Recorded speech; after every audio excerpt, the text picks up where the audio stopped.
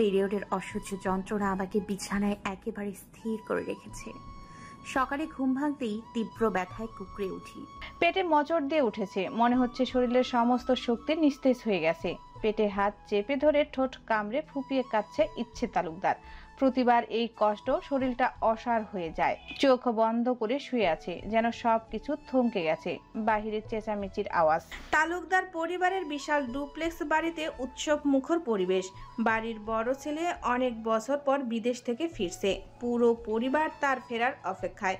হৈমন্তী তালুকদার বাড়ির বড় বউ। সকাল থেকেই ব্যস্ত, রান্নাঘরে হরেক রকমের রান্নার আয়োজন চলছে। বাড়ির উঠোনে কাজের লোকেরা ঘর দোর ঝকঝকে করতে ব্যস্ত, আর বাচ্চারা দৌড়াদৌড়ি করছে।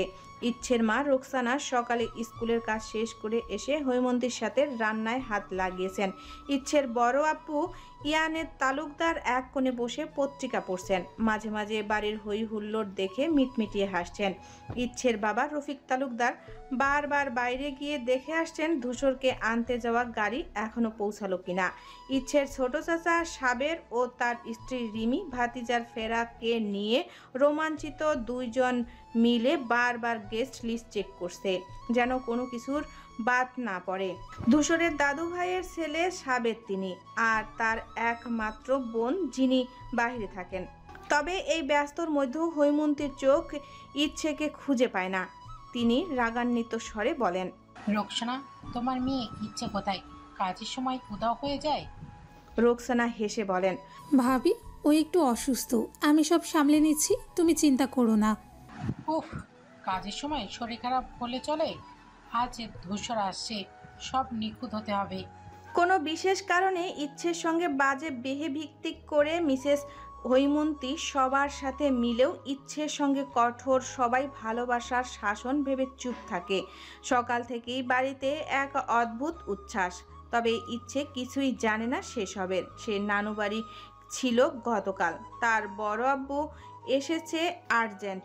অন্যদিকে হৈমন্তী তালুকদার নিজের হাতে ছেলের ঘর গুছিয়ে দিচ্ছেন।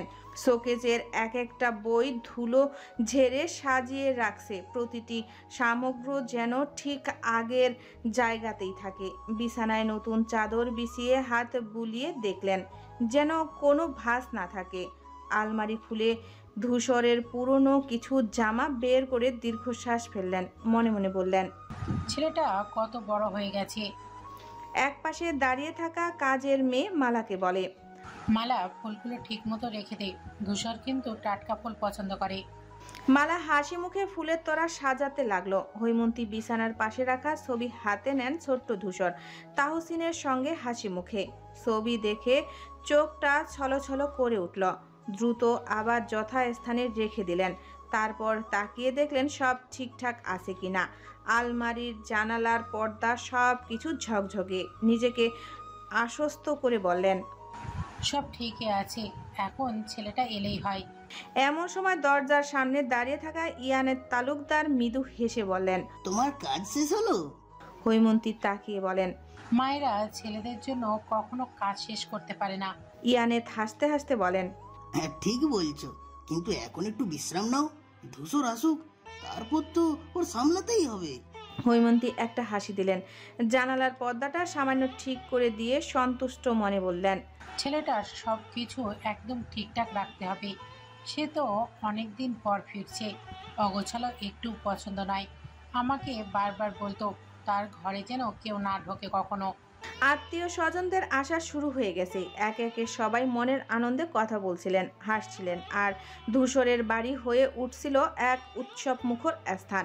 মিসেস হৈমন্তী তাদের স্বাগতম জানাতে ব্যস্ত, আর ঘরের সব কিছু ঠিকঠাকভাবে সাজানো ছিল। ধূসরকে নিতে সকাল সকাল বেরিয়ে গেছে হুমায়ুন, ধূসরের মামা, তার মেয়ে মীরা আর ছোট বোন ঈশিতা। বাড়ির সবাই অধীর আগ্রহে অপেক্ষা করছে, বিশেষ করে হৈমন্তী। তিনি ছেলের ঘর গুছিয়ে নিচ্ছেন একদম নতুন করে, যেন সব কিছু ধূসরের পছন্দ মতো হয়। এমন সময় ইচ্ছে গোসল সেরে ফ্রেশ হয়ে ঢোলা একটা টি শার্ট আর আরামদায়ক প্লাজো পরে বসার ঘরে আসে। শরীরটা ক্লান্ত হয়ে পড়েছে, তাই ফাঁকা সোফায় এক কোণে গা এলিয়ে দেয়। ভেজা চুলের মাথাটা এলিয়ে এক মুহূর্তে চোখ বন্ধ করে নিল। বাইরে থেকে আসা কথাবার্তা আর কাজের শব্দ কানে ভেসে আসতে থাকে। শরীরের ক্লান্তি যেন ধীরে ধীরে অলসতায় হয়ে ছড়িয়ে পড়ে।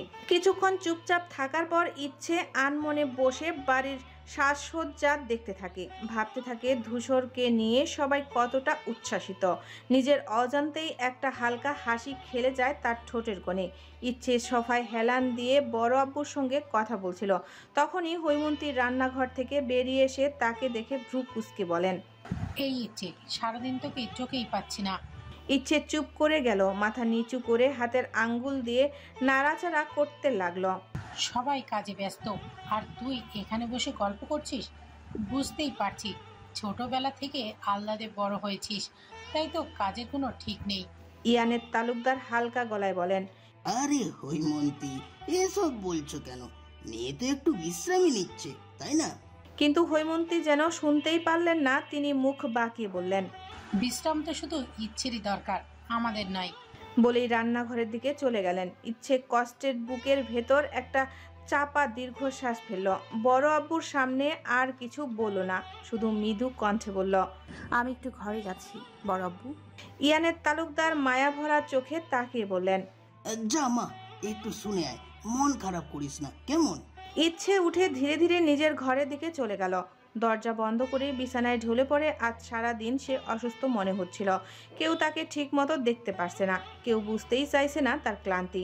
চোখের কোণে অশ্রু জমে উঠলেও ইচ্ছে দ্রুত চোখ বন্ধ করে ফেলে। আবার একরাশ অভিমান নিয়ে আবার ঘুমিয়ে পড়ে। রাত 8টার দিকে ধূসর গাড়ি থেকে নামতেই সবাই ছুটে এলো।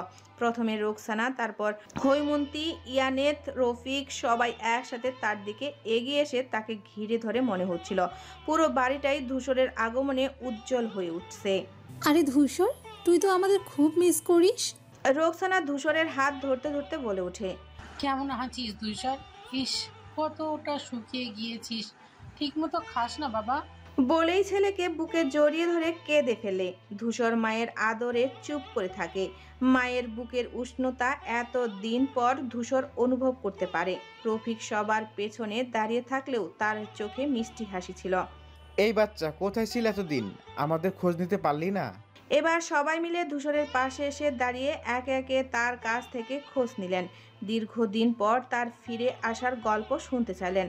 ধূসরও হাসি মুখে সবাইকে সান্ত্বনা দিয়ে তার বিদেশের গল্প বলতে শুরু করলেন। ধূসর একটু পর নিজের ঘরে ফ্রেশ হওয়ার জন্য উপরের দিকে উঠে গেল। সিঁড়ি বেয়ে উপরে চলে যেতে যেতে সে লক্ষ্য করলো তার পাশের ঘরটার দরজাটা খানিকটা খোলা। স্বাভাবিকভাবে সে সেদিকে মনোযোগ দিল না, কিন্তু দরজার ফাঁক দিয়ে কিছুটা ভেতরের দৃশ্য চোখে পড়ল। ভেতরে কেউ ঘুমিয়ে আছে।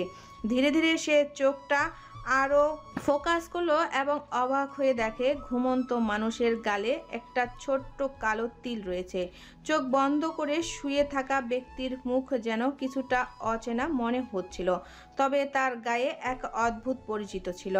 চোখে পানি বা ঘুমের অস্পষ্টতায় থাকায় ঠিকভাবে চিনতে না পারাও ধূসরের মনে প্রশ্ন জাগল, এটা কে হতে পারে? তার এক মুহূর্তের জন্য মনে হলো কিছু একটা ভুল দেখছে সে, কিন্তু তাকে স্বাভাবিক হতে হবে। ধূসর মনে মনে নিজেকে শান্ত করার চেষ্টা করলো, কিন্তু সেই মুখের চিন্তা বারবার তার মাথায় ঘুরছিল ও ভাবতে থাকে। কেউ ছিল, তবে কেমন যেন পরিচিত লাগছিল।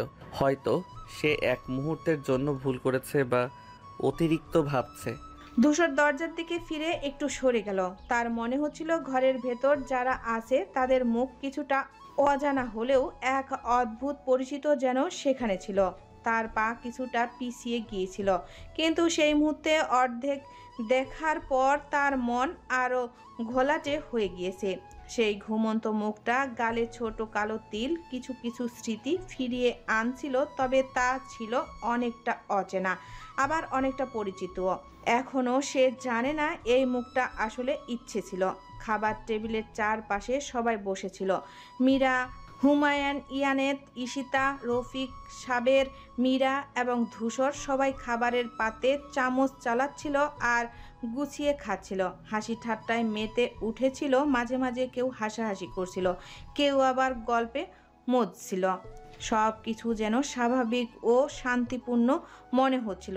এদিকে মালা, হৈমন্তী ও রোকসানা একত্রে খাবার পরিবেশন করছিল। তারা হাসি মুখে খাবারের পাত্রে কিছুটা সাজিয়ে দেওয়ার পর টেবিলের কাছাকাছি নিয়ে আসছিল, যেন তারা জানতো পুরো পরিবার একত্রে বসে খেতে পারলে একটা আলাদা আনন্দ থাকে। মালার হাত ছিল দ্রুত ও দক্ষ, কোনো ধরনের অতিরিক্ত কথা না বলেই সবার প্লেট সাজিয়ে দিচ্ছিল। হৈমন্তী আর রোকসানা মাঝে মাঝে হাসি ঠাট্টা করছিল, তবে পুরো পরিবেশটা যেন খুব স্নিগ্ধ ছিল। সবাই একে অপরের সঙ্গে আনন্দে কাটছিল। সবার মধ্যে এক অদ্ভুত সান্নিধ্য ছিল। মীরা হাঁ করে ধূসরকে দেখছিল। তার দৃষ্টি যেন স্থির হয়ে গেছে। ধূসরকে এক সুদর্শন পুরুষ তার দিকে তাকানো মীরার জন্য সত্যি দায় হয়ে উঠেছিল। সে মনে মনে ভাবছিল, কম দেখতে তো কিছুই বুঝতে পারছে না, আর বেশি দেখলে অতিরিক্ত কারণ হয়ে উঠবে।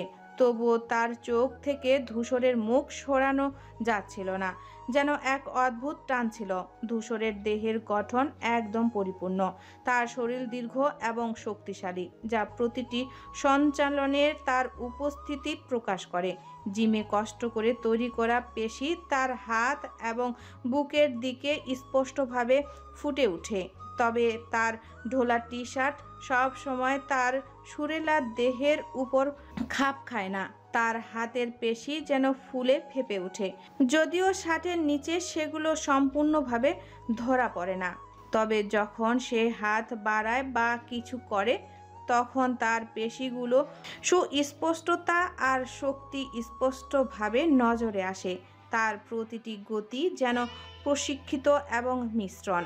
তার দেহের পেশিগুলোর প্রতি সচেতনতা এবং নিয়ন্ত্রণ তার দক্ষতা প্রকাশ পায়। তার কোমর এবং পিঠের নিচের অংশ মিশ্রণ, কিন্তু শক্তিশালী, যা তার শরীরের সুষমতাকে নির্দেশ করে। একটু পর মীরা বুঝতে পারল তার অস্বস্তি বেড়ে যাচ্ছে এবং দ্রুত চোখ ফেরালো। তবে ঈশিতা তার দৃষ্টি সেদিকে লক্ষ্য করে আর মুচকি হাসি দিয়ে বলল, মীরা আপু, হাঁ করে কি দেখছো? এভাবে তো মুখে মশা ঢুকবে। তারপর ফিক করে হেসে উঠল। মীরা কিছুটা লজ্জা পেয়ে দ্রুত নিজের চোখ সরিয়ে নিল, কিন্তু তার মুখে একটু গোলাপি আভা ফুটে ওঠে। অন্যদিকে রফিক খাবার শেষ করে সবার আগে উঠে উপরে যেতে নিলে ধূসর বলে উঠে, চাচ্চু কই যাচ্ছ? এইখানে বসো, সবার জন্য গিফট এনেছি, দেখবে চলো। ইচ্ছে খেয়ে অনেকক্ষণ ধরে দেখছি না বাবা, মেয়েটার কি হয়েছে একটু দেখে আসি। আর রোকসানা, মেয়ের খাবার নিয়ে উপরে এসো, সারাদিন মেয়েটা কিচ্ছু খায়নি হয়তো। অন্যদিকে দুপুরের ঘটনা মনে হতেই ইয়ানের তার স্ত্রীর দিকে তাকিয়ে, মেয়েটি তখন উপরে উঠেছে, এখনো নিচে নামেনি। হৈমন্তী যে কেমন এমন করে এখনো অজানা। উপরের দিকে ধূসর মনে করে হয়তো পুচকি ইচ্ছু ছিল ওইটা ঘুমিয়ে। রোকসানা এবং রফিক মেয়ের ইচ্ছের ঘরে গিয়ে প্রথমে তার খাবার খাইয়ে দেয়, পরে ইচ্ছে খুবই ক্লান্ত হয়ে পড়ায়। রোকসানা ও রফিক তাকে ঔষধ খাইয়ে শুয়ে দেয়। ইচ্ছে একটু শান্ত হয়ে আবার ঘুমিয়ে পড়ে, ঠিক যেমন সেদিনের মতো। এদিকে ধূসর ও ইচ্ছের দেখা পায় না। তার মনে হয় হয়তো ইচ্ছু আজ একটু বিশ্রাম নিচ্ছে, আর তাই সে নিজেও আর তাকে বিরক্ত না করার সিদ্ধান্ত নেয়। তবে ধূসরের মনে কিছুটা অদ্ভুত কৌতূহল থাকে, কেমন করে মেয়েটি এতটা নীরব থাকে এবং সে তার খোঁজ নিতে একবারও এগিয়ে আসলো না। মধ্যরাতের গভীর নিস্তব্ধতায় হঠাৎ করেই মিসেস হৈমন্তীর ঘুম ভেঙে যায় ঈশিতার তড়িঘড়ির ডাকে। ঘুম ভাঙা চোখে অপ্রস্তুতভাবে উঠে বসে তিনি। কি হয়েছে আবার? ঈশিতা কাঁপা কাঁপা কণ্ঠে বলে, মা, ইচ্ছের শরীর তো অনেক খারাপ, পিরিয়ডের ব্যথা সহ্য করতে পারছেন না, আর সকাল থেকে নাকি কিছুই খায়নি। সব মিলিয়ে শরীরটা একদম ভেঙে পড়েছে, গায়ে কোনো জোরই পাচ্ছেন না। মামুনি তো কেঁদেই যাচ্ছে, কিছুতেই থামাতে পারছেন না। বাবা ডক্টরকে কল দিয়েছেন, তুমি তাড়াতাড়ি চলো না। ঈশিতার কথা শুনে কিছুটা চিন্তিত হলেও তার মুখের ভঙ্গিতে খুব বেশি উদ্বেগ ফুটে ওঠে না। মেয়েটা এমনিতেই একটু আবেগপ্রবল, হয়তো তেমন কিছু না। কিন্তু পর মুহূর্তেই ঈশিতা বলে ওঠে, আর মা, ধূসর ভাইও ওখানে আছে। এই কথা শুনেই হৈমন্তীর চোখ ছানাবড়া হয়ে গেল। ধূসর ছেলেটা আবার কেন? মুহূর্তের মধ্যেই তার ভেতরের সব ঘুম উড়ে গেল। কোনো দ্বিধা না করে দ্রুত পায়ে বেরিয়ে পড়লেন। দোতলার করিডোরের নীরবতা, শুধু ঘড়ির টিকটিক শব্দ আর ঈশিতার উদ্গন্ন পাওয়ার আওয়াজ শোনা যাচ্ছে। ইচ্ছের ঘরের সামনে এসে দেখেন দরজার আধ খোলা, ভেতর থেকে হালকা আলোর ফোটায় ফোটায় ছড়িয়ে পড়ছে। ধূসর দরজার এক পাশে চুপচাপ বসে, চোখে চিন্তার ছায়া। ইচ্ছের শীর্ণ কণ্ঠে ক্ষীণ গঙ্গানি শব্দ আসছে। তার অসহায়ত্ব ঘরটা ভারী হয়ে উঠেছে যেন। হৈমন্তীর কাছে যে রোকসানার দিকে হাত বাড়িয়ে দেয়। ইচ্ছে অসহ্য কষ্টে ঘুমড়ে কাঁদছে, চুল এলোমেলো, চোখ দুটো ক্লান্তিতে বুজে আসছে। হৈমন্তী ইচ্ছেকে বুকে জড়িয়ে ধরে ধীরে ধীরে মাথায় হাত বুলিয়ে বলেন, আমার মা কিছু খায়নি কেন? এত কষ্ট করছিস কেন? ধূসর তখন বলে ওঠে মায়ের দিকে তাকিয়ে, মা, স্যালাইন দিতে হবে, শরীর অনেক দুর্বল হয়ে গেছে। হৈমন্তী ধূসরকে একবার দেখে নীরবে মাথা নাড়েন। তারপর ঈশিতাকে বলেন, তুই তাড়াতাড়ি গিয়ে গরম পানি আন, আর রোকসানা স্যুপ করে আনো। ওঠো। ঈশিতা ছুটে চলে গেল। হৈমন্তী ইচ্ছের পাশে বসে তার হাত ধরে রাখলেন, যেন মেয়েটার কষ্ট একটু হলেও কমে। রফিক তখন ঘরে ঢুকে বলেন, ডাক্তার আসছে, চিন্তা করো না। সেই রাতে পুরো বাড়িটাই যেন ইচ্ছের জন্য জেগে থাকে। ডাক্তার এসে ইচ্ছেকে দেখে মাথা নাড়লেন। শরীরের অবস্থা ভালো না, এখনই স্যালাইন দিতে হবে, প্রচুর দুর্বল হয়ে পড়েছে। ইয়ানের তালুকদার চিন্তিত মুখে পাশে দাঁড়িয়ে রইলেন, আর ঈশিতা দৌড়ে গিয়ে প্রয়োজনীয় জিনিসপত্র এনে দিল। রোকসানা মেয়ের মাথায় হাত বুলিয়ে অশ্রু সংবরণ করার চেষ্টা করছিলেন। ধূসর এক কোণে চুপচাপ দাঁড়িয়েছিল। স্যালাইনের বোতল থেকে ধীরে ধীরে ফটা ফটা তরল যখন ইচ্ছের শরীরে প্রবেশ করছিল, তখন ধূসর এক অদ্ভুত অনুভূতিতে আচ্ছন্ন হয়ে যায়। চোখের সামনে ক্লান্ত জীর্ণ একটা পুতুলের মতো নিস্তেজ ইচ্ছে শুয়ে আছে। গোলাপের ছোট্ট মুখটা যেন আরো ফ্যাকাশে হয়ে গেছে, কিন্তু গালের মাঝে সেই ছোট্ট কালো তিলটা যেন আরো স্পর্শ হয়ে উঠেছে। ধূসর লক্ষ্য করলো অসুস্থতার ক্লান্তি যেন তার চেহারায় এক অদ্ভুত মায়া এনে দিয়েছে। ও গোছালো চুল, চোখের নিচে ক্লান্তির ছাপ, তবুও সৌন্দর্যের এক অন্যরকম দীপ্তি যেন ছড়িয়ে পড়ছে। মুহূর্তের জন্য ধূসরের বুকের ভেতরটা কেমন যেন মোচড় দিয়ে উঠল। কেন জানি না একটা অজানা যন্ত্রণা বেপরোয়া হয়ে উঠতে চাইল। বুকের মধ্যে চাপা কষ্ট গর্জন করে উঠল, কিন্তু মুখে কোনো শব্দ এলো না। সে শুধু দাঁড়িয়ে রইল, নিঃশব্দে ইচ্ছেকে দেখতে থাকলো। কক্ষের নীরবতা কেবল স্লাইনের ফোঁটা পড়ার শব্দে ভেঙে যাচ্ছিল। ধূসর অনুভব করলো অদ্ভুত এক টান তাকে পেছন থেকে ইচ্ছের দিকে নিয়ে যাচ্ছে। হৈমন্তী ধূসরের দিকে তাকিয়ে বলেন, এতক্ষণ ধরে দাঁড়িয়ে আছো কেন? একটু বসো। ধূসর সামান্য হেসে বলল, না, আমি ঠিক আছি। রোকসানা মেয়ের পাশে বসে মাথায় হাত বুলিয়ে দিচ্ছেন, আর গভীর উদ্বেগে ইচ্ছের নীরব মুখের দিকে তাকিয়েছিলেন। ইচ্ছে তখনও বেহুশ শরীরে দুর্বলতায় একেবারে নিস্তেজ হয়ে শুয়ে আছে। গভীর শ্বাসের ধীর শব্দ ছাড়া কোনো সাড়া নেই। বাইরের রাত গভীর, পুরো বাড়ি নিস্তব্ধ। একে একে সবাই যে যার ঘরে ফিরে গেছে, তবে রোকসানা মেয়েকে ছেড়ে যেতে পারেননি। রফিক একবার এসে দেখে গিয়েছিলেন, তারপর নিচে চলে গেছেন, কিন্তু তার চোখে চিন্তার রেখা স্পষ্ট ছিল। ধূসর দরজার কাছে চুপচাপ দাঁড়িয়েছিল, ইচ্ছের নিস্তব্ধ মুখের দিকে তাকিয়ে। বালিশে মাথা এলিয়ে রাখা ইচ্ছের গোলগাল মুখটা বর্ণহীন হয়ে গেছে। মাঝখানে সেই চিরচেনা তিল, অসুস্থতার ছাপেও যেন এক অনন্য কোমল সৌন্দর্য ছড়িয়ে রেখেছে। ধূসরের বুকের কোথাও যেন অজানা ব্যথায় ছটফট করছে, কিন্তু সে জানে না কেন। হৈমন্তী এসে ধূসরকে দেখে কিছুক্ষণ নীরবে দাঁড়িয়ে রইলেন, তারপর খানিক বিরক্তি নিয়ে বললেন, শোনো ধূসর, সারাদিন জার্নি করেছো, এখন ঘুমাও। এখানে তো আমরা আছি। ধূসর একটু ইতস্তত করলো, যেন কিছু বলার ছিল কিন্তু বললা হলো না। শুধু একবার শেষবারের মতো ইচ্ছের দিকে তাকিয়ে নিঃশব্দে ঘর থেকে বেরিয়ে গেলেন। যাওয়ার সময় তার দৃষ্টিতে ছিল অদ্ভুত এক অচেনা অনুভূতি, যা হৈমন্তীর চোখ এড়ায়নি। রোকসানা দীর্ঘশ্বাস ফেলে মেয়ের কপালে হাত রেখে বলেন, কেন এমন করিস ইচ্ছে? শরীরের দিকে খেয়াল রাখিস না কেন? কিন্তু ইচ্ছে কিছুই শুনছে না। সে যেন ব্যথার ভারে অচেতন হয়ে গেছে। এইসব আয়োজন, উদ্বেগ, ভালোবাসা, দুশ্চিন্তা কিছুই তার জানা নেই। হৈমন্তী ধূসরের চলে যাওয়ার পথের দিকে তাকিয়ে কিছুক্ষণ দাঁড়িয়ে রইলেন, তারপর ধীর পায়ে বেরিয়ে গেলেন। যেন ধূসরের আচরণে কিছু একটা ভাবনায় ফেলেছে তাকে। সকালের আলো জানালা দিয়ে এসে পড়ছে ডাইনিং রুমের চকচকে টেবিলে। পরিবারের সবাই একে একে খেতে বসেছে। রোকসানা, হৈমন্তিকা, ইয়ানেত, রফিক, রিমি, সাবের সবাই ব্যস্ত নাস্তার আয়োজনে। হৈমন্তী খাবার দিতে দিতে বলেন, কাল এত কিছু হলো, আজ ইচ্ছে কেমন আছে রোকসানা? রোকসানা হালকা হাসি দিয়ে বলেন, ভালো আছে আপা, এখনো একটু দুর্বল। ওষুধের প্রভাব আর স্যালাইনের জন্য একটু শক্তি পেয়েছে।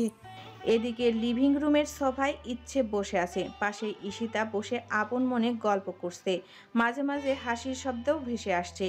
ঈশিতা বলছিল, জানিস রিমি চাচি আমাকে বলে ধূসর ভাই আর মীরা আপু এত দেরি পর্যন্ত ঘুমাচ্ছে, মনে হচ্ছে যেন কেউ রাজপুত্র রাজকন্যা। ইচ্ছে হেসে বলল, তুই না চাচির কথায় সব সময় হাসিস।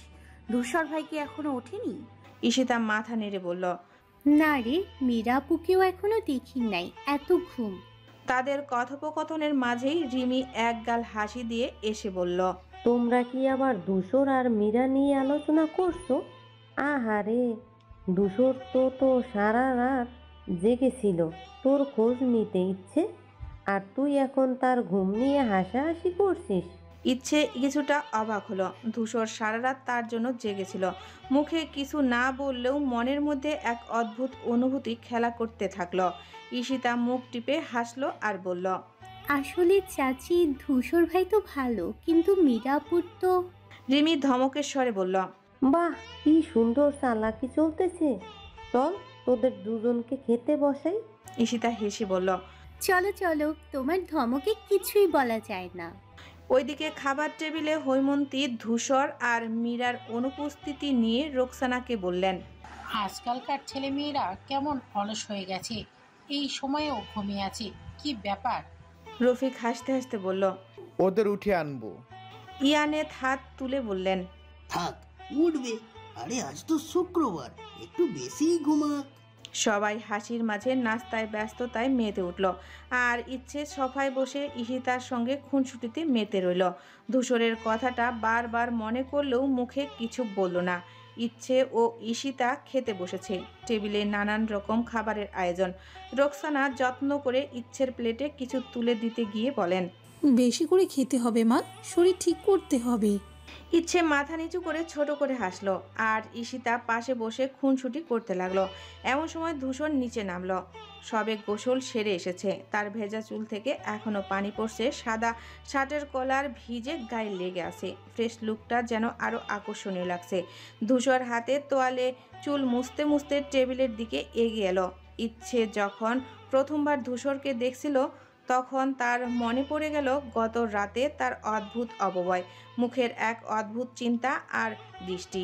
দরজায় দাঁড়িয়ে থাকা সেই পুরুষের চেহারাটা যেন ঠিক কল্পনার মতোই ছিল, যেন তার চোখের পলক ফেলতে ভুলে গিয়েছে চোখের গভীরতা ছিল, যা ইচ্ছেকে বিভ্রান্ত করে দেয়। তার সৌন্দর্য, তার উপস্থিতি, সব কিছু যেন ইচ্ছের মনে এক ধরনের অদ্ভুত প্রশান্তি ও কাঁপন তৈরি করেছিল।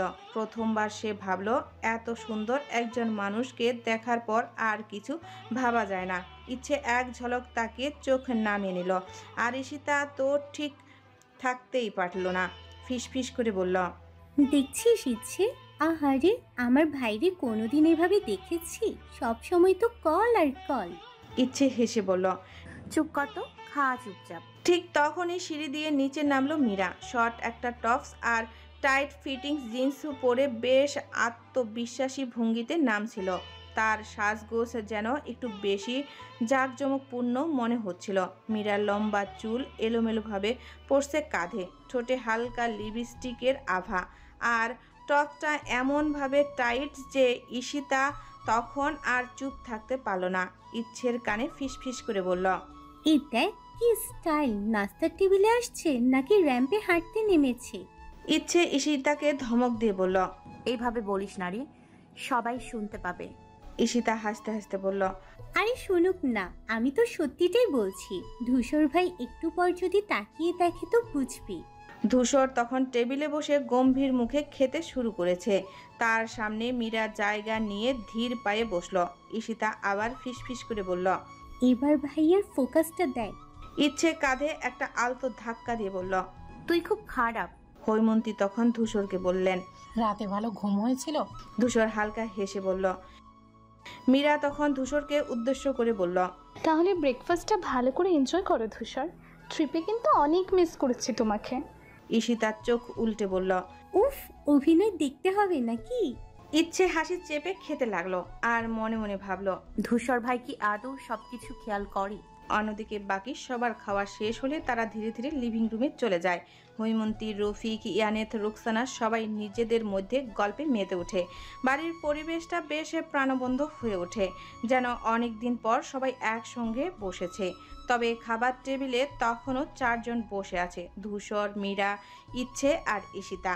ধূসর ধীর গতিতে খাচ্ছে, যেন কথাও তারা নেই। মীরা পাশে বসে চুপচাপ খাচ্ছে, মাঝে মাঝে ধূসরের দিকে তাকিয়ে আবার চোখ সরিয়ে নিচ্ছে। ঈশিতা মুখে হালকা হাসি ধরে রেখেছে, কিন্তু তার নজর সবসময় মীরার দিকে, যেন নতুন কিছু খুঁজে বের করার চেষ্টা করছে। ইচ্ছে খাবারের সঙ্গে খেলছিল, চামচ দিয়ে ধীরে ধীরে নাড়াচাড়া করছিল প্লেটে রাখা ভাত। সারা রাতের অসুস্থতায় আর ক্লান্তির ছাপ এখনো চোখে মুখে স্পষ্ট, মুখটাও যেন ফ্যাকাশে হয়ে আছে। তখনই হঠাৎ ধূসর ইচ্ছের দিকে না তাকিয়ে নিষ্প্রহ স্বরে বলে উঠল, শরীর কেমন এখন ইচ্ছে? ধূসরের কণ্ঠস্বর শুনে ঈশিতা হালকা হাসলো আর মীরা ভ্রু কুঁচকে তাকালো ইচ্ছের দিকে। ইচ্ছে চমকে উঠে সামান্য অপ্রস্তুত হয়ে বলল, ভালো ভালো আছি। ধূসর তখনও চোখ তুলে তাকালো না, হাতের চামচটা আস্তে আস্তে প্লেটে রেখে বলল, ঠিক মতো খাও, শরীর দুর্বল হয়ে পড়েছে, এইভাবে না খেলে আবার অসুস্থ হয়ে পড়বে। ঈশিতা ফিসফিস করে ইচ্ছের কানে বলল, দেখলি কি কেয়ারিং। ইচ্ছে মুখ নিচু করে লজ্জায় খাবার গিলে নিল আর মনে মনে ভাবলো, ধূসর কি আসলেই ওর জন্য চিন্তা করে, নাকি এ শুধু একরকম ভদ্রতা। মানুষটার সাথে যে তার সখ্যতা এতটা এগোয়নি, কখনো ফোনে কথা হয়েছে শেষ কবে মনে নেই। অজানা কারণে ধূসরকে সে এড়িয়ে চলত। মীরা তখন হালকা গলায় বলল, ইচ্ছে ঠিক হয়ে যাবে, আমিও তো ঠিক মতো খাই না, কিচ্ছু হয় না। ধূসরের কপালের ভাঁজ স্পষ্ট করে মীরার দিকে তাকালো। সবাই এক নয় মীরা, ইচ্ছে ছোট, ওর যত্ন দরকার। মীরার ঠোঁট কামড়ে কিছু বলতে গিয়েও চুপ হয়ে গেল। ঈশিতা চুপি চুপি বলল, কি দারুণ ব্যাটিং দিল। আহ, ইচ্ছে একগাল লজ্জা নিয়ে খাবার খেতে লাগলো আর ধূসর তার খাওয়ায় মন দিল, যেন কিছুই হয়নি। ধূসর খাবার শেষ করে ধীর পায়ে উঠে লিভিং রুমের দিকে এগিয়ে যায়। লিভিং রুমে ইয়ানেত, রফিক এবং সাবের বসে গল্পে মেতেছিল। কালকের অল্প কিছু আত্মীয় আসলেও দেখা করে রাতেই ফেরত গেছে কয়েকদিন পর, আবার এমনিতেও আসতেই হবে এই ভেবে ধূসর এসে সোফায় বসে গা এলিয়ে দেয়, বাপ চাচাদের আলাপের যোগ দেয়। তার চোখে ক্লান্তির ছাপ থাকলেও মুখে ছিল এক অদ্ভুত প্রশান্তি। মাঝে মাঝে চায়ের কাপে চুমুক দিতে দিতে মনোযোগ দিয়ে বড়দের কথাগুলো শুনছিল। অন্যদিকে ইচ্ছে খাওয়া শেষ করে চুপচাপ নিজের ঘরের দিকে পা বাড়ায়। শরীরটা এখনো দুর্বল, তবু মন খারাপটা যেন আরো বেশি ভর করেছে। দরজা খুলে ঘরে ঢুকে একটা বিশ্রাম নিবে ভাবছিল, কিন্তু বিছানার উপর রাখা একটা মাঝারি আকারের বক্স দেখে থমকে দাঁড়ালো। কেউ যে ওর ঘরে ঢুকেছে সেটা সে টের পায়নি। বক্সটা হাতে নিয়ে ভাবতে লাগলো, কে রেখেছে এটা। ধীরে ধীরে হাতের আঙ্গুল দিয়ে মোড়টা খুলল। ভেতরে সাজানো ছিল রঙিন 7টি শাড়ি, লাল, নীল, বেগুনি, সবুজ আরও কত রং। একটার পর একটা শাড়ি বের করে দেখতে লাগলো ইচ্ছে, যেন নিজের চোখকেই বিশ্বাস হচ্ছে না। বক্সের এক কোণে রাখা ছোট্ট একটা খাম চোখে পড়ল। কাপা হাতে খাম খুলে ভেতরের চিঠিটা বের করলো। সেখানে ছোট্ট একটা বাক্য লেখা, সে আমার ইচ্ছে করি। লেখাটার দিকে চেয়ে ইচ্ছে থম ধরে বসে থাকে। কে লিখেছে? কেন এই উপহার? মনের মধ্যে হাজার প্রশ্ন ঘুরপাক খেতে থাকে, কিন্তু কোনো উত্তর খুঁজে পায় না। শাড়িগুলো একবার গুনে দেখে, ঠিক 17টা, তার বয়সের সমান। বুকের ভেতর কেমন যেন একটা অজানা অনুভূতির দোলা দেয়, ভালো লাগা আর বিস্ময়ের এক মিশ্রণ অনুভূতি। ইচ্ছে চিঠিটা শক্ত করে ধরে রেখে জানালার দিকে তাকায়। বাইরের বাতাসের গাছের পাতাগুলো দুলছে, যেন কোনো রহস্যের ইশারা দিচ্ছে। হঠাৎ ঈশিতা দরজার বাইরে এসে ডেকে উঠল। ইচ্ছে, দরজা খুলবি? কি করছিস ভেতরে? ধূসর ভাই, কিন্তু কেন এত শাড়ি? এমন উপহার কেন? মনে একের পর এক প্রশ্ন ঘুরপাক খেতে থাকে, তবু আপাতত কিছু না ভেবে চুপচাপ থাকার সিদ্ধান্ত নেয়। পরে সময় করে ধূসর ভাইকে জিজ্ঞাসা করবে। চিঠিটা আবার খামে ঢুকিয়ে আলমারির এক কোণে রেখে দেয়, যেন কেউ না দেখতে পায়। তারপর আয়নার সামনে দাঁড়িয়ে নিজের প্রতিচ্ছবির দিকে তাকায়। আচমকা মনে হয় শাড়িগুলো পরলে কেমন লাগবে। নিজের মনে একটু লজ্জা পেয়ে দ্রুত সেখান থেকে সরে আসে। বাইরে ঈশিতার ডাকে সম্মিত ফিরে পেয়ে দরজা খুলে দেয়। ঈশিতা বলে, তুই এখানে একা একা কি করছিস? চল, নিচে সবাই গল্প করছে। ইচ্ছে মাথা নাড়ায়। তুই যা, আমি একটু পর আসছি। ঈশিতা চলে যেতেই ইচ্ছে জানালার দিকে তাকায়। বাইরে ধূসর ভাই লিভিং রুমে বসে হাসি মুখে কথা বলছে। মনে মনে ভাবে, ধূসর ভাই কি সত্যি এসব দিয়েছে? সকাল গড়িয়ে দুপুর। লিভিং রুমটা প্রায় ফাঁকা হয়ে গেছে। বাড়ির সবাই যে যার কাজে বেরিয়ে পড়েছে। শুধু ধূসর বসে আছে সোফায়, কোলের উপর খোলা ল্যাপটপ। আঙ্গুলগুলো দ্রুত গতিতে কিবোর্ডে চলছিল। মাঝে মাঝে ভ্রু কুঁচকে মনোযোগ দিচ্ছিল স্ক্রিনের দিকে।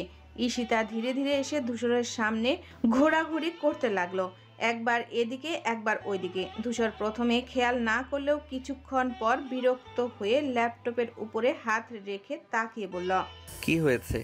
এইভাবে ঘুরঘুর করছিস কেন? ঈশিতার ঠোঁটের রহস্যময় হাসি ফুটিয়ে বলল, কিছু না ভাইয়া, এমনি। ধূসর ভ্রু তুলে বলল, তুই যখন এমনি বলিস তখন কিছু না কিছু থাকেই। কি দরকার, তাড়াতাড়ি বল। ঈশিতা একটু ইতস্তত করে পায়ের আঙ্গুল দিয়ে মেঝেতে আঁকিবুকি কাটতে লাগলো। মুখে দুষ্টুমির ছাপ স্পষ্ট। ধূসর হালকা শ্বাস ফেলে আবার স্ক্রিনের দিকে মনোযোগ দিল। জানতো ঈশিতার দুষ্টুমির পিছনে কিছু না কিছু কারণ আছেই, কিন্তু ঈশিতা তো চুপ করে থাকার মেয়ে নয়।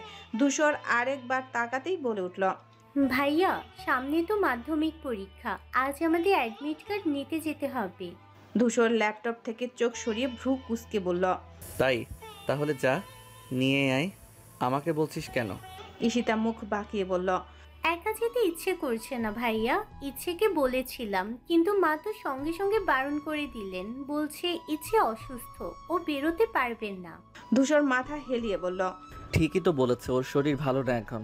ঈশিতা ধূসরের একটু কাছে এসে অনুনয় স্বরে বলল, এই জন্যই তো ভাবলাম, তুমি যদি আমাদের গাড়ি করে নিয়ে যাও তাহলে মা কিছু বলবেন না। ইচ্ছে ও নিজের অ্যাডমিটও নিতেই হবে, তাই না? ধূসর চুপচাপ ঈশিতার কথাগুলো শুনে কিছুক্ষণ ভেবে বলল, মাকে গিয়ে বলিস আমি নিয়ে যাব। ঈশিতার মুখে হাসি ফুটে উঠল। সিরিয়াসলি ভাইয়া? তাহলে আমি এক্ষুনি গিয়ে বলে আসি। ধূসর মাথা নাড়িয়ে আবার কাজে মন দিল, কিন্তু ঈশিতা উচ্ছ্বাস নিয়ে ছুটে বেরিয়ে গেল।